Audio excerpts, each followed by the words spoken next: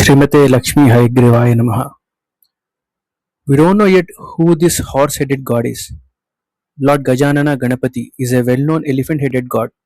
Similarly, we have heard about lion-faced Lord Narasimha. But then who is this horse-faced god? His greatness and worship are described in sacred scriptures like Shruti, Smriti and Puranas. The noble Tamil saints, the Alvars, have experienced and glorified Sri Hayagriva. Even an Upanishad, the Sri Hayagriva Upanishad, is dedicated to him. The Srimad Bhagavata proclaims, Sakshat Bhagavato Vasudevasya Priyam Tanam Dharmamayim Hayashirsabhidanam. The divine form, beloved of Lord Vasudeva, embodies righteousness itself. At the end of an age, when the Vedas were lost in darkness, hidden deep within the netherworld Rasatala, it was Lord Hayagriva who restored them. Vedan Yugante Tamasa Tiraskritan Rasataladyo Nrutaranga Vigrahaha Pratyada Devai Kavayaspi Yachate Tasmai Namaha. Which means, salutations to the form Hayagriva, who retrieved the Vedas from netherworld Rasatala in response to Brahma's prayers, Vedas which were enveloped by shield of ignorance tamas at the end of the Yuga. Along with scriptural evidences, practically, yogis and rishis visualized his form as a Nadigati, expanding from Vishuddhi Chakra, the throat center, to Agnya Chakra, the center located between eyebrows, in their deep meditative states. A sacred lineage of disciples have been worshipping this divine form from ages. The deity of Lord Hayagriva was received by Bhagavad Ramanuja from goddess Saraswati herself. In that unbroken lineage, Sri Vedanta Deshika received the deity, worshipped deity with devotion, and later entrusted him to his distinguished disciple Brahmatantra Swatantra Parakala Swamy. Those who preserved this sacred tradition have ensured that the worship of Lord Hayagriva has continued without interruption at the revered Parakalamat. Through each generation, through each successor, the flame of devotion has remained alive.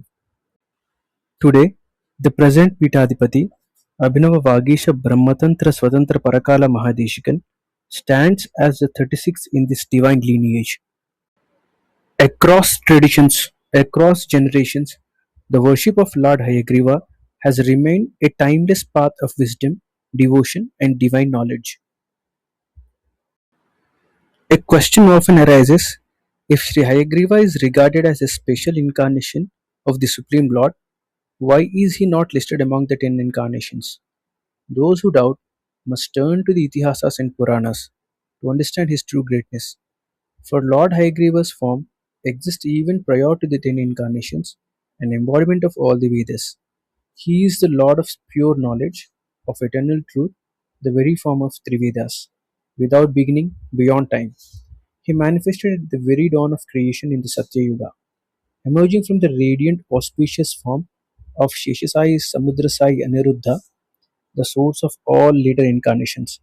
His divine purpose to slay the demons Madhu and Kaidapa, to retrieve the lost Vedas, to restore them to Brahma, and to remain a guiding light for devotees. Sri Abhinava Ranganatha Parakala Mahadeshika has written an article referring to the epic Mahabharata to establish the genuinity of this episode. As described in sacred Mahabharata, before creation began, the Supreme Lord Adinarayana rested in yogic slumber upon the cosmic ocean. From his navel arose Brahma, seated upon a lotus. As Brahma began the act of creation, he noticed two drops emanating from the Lord's body, one soft and sweet like honey, the other dense and powerful. From these emerged two demons, Madhu and Kaitaba. With force and arrogance, they seized the newly revealed Vedas from Brahma and hid them deep within the netherworld. Without the Vedas, Brahma was helpless, for the Vedas are his vision, his strength, his very essence. Vedame Paramam Chakshuhu, Vedame Paramam Balam. Engulfed in darkness, unable to continue creation, he turned in deep devotion to Lord Narayana. Responding to his prayer, the Lord awakened, and from his own divine being, he manifested a wondrous form. Sri Hayagriva, radiant, serene, vast beyond imagination. With the heavens as his head, the sky and netherworld as his ears, the sun and moon as his eyes, the embodiment of the cosmos itself, he descended into the depths and released a divine sound called Udgita, a resonant, enchanting neigh. Drawn by its power, the demons rushed towards the sound, leaving the Vedas behind. In that very moment, Sri Hayagriva reclaimed them and restored them to Brahma. But beyond the story lies a deeper truth. The Vedas are not mere books, they are divine knowledge Vidya, the very breath of the Supreme. When ignorance and activity, tamas and rajas, overpower the mind, true knowledge disappears. This is the theft of the Vedas, and the demons Madhu and Kaitaba are but manifestations of these very qualities. Brahma, bound by rajas alone, could not overcome them. Only pure sattva, pure knowledge, pure light could restore balance. That pure embodiment is Lord Hayagriva. Jnananandamayam Devam Nirmalaspatikakritim, the Lord of knowledge and bliss. Let us now meditate on this divine and auspicious form. From the sacred feet, rising gently to the ground, the transcendental Lord, untainted and pure, shines like a flawless crystal, clear, radiant, serene. His brilliance resembles the glow of nectar, the softness of a lotus, the purity of a jasmine, and the calm beauty of a water lily.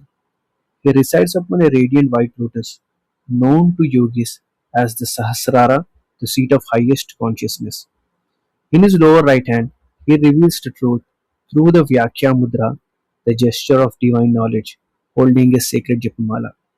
In his upper right hand, he bears the Sudarshana Chakra, the disc of divine order. In his upper left hand shines the sacred conch Sri Panchajanya, pure, white, and luminous. And his lower left hand he holds a book, the eternal symbol of knowledge. Seated gracefully upon his left lap is Devi Sri Lakshmi, her gaze fixed upon the Lord's face, immersed in boundless bliss.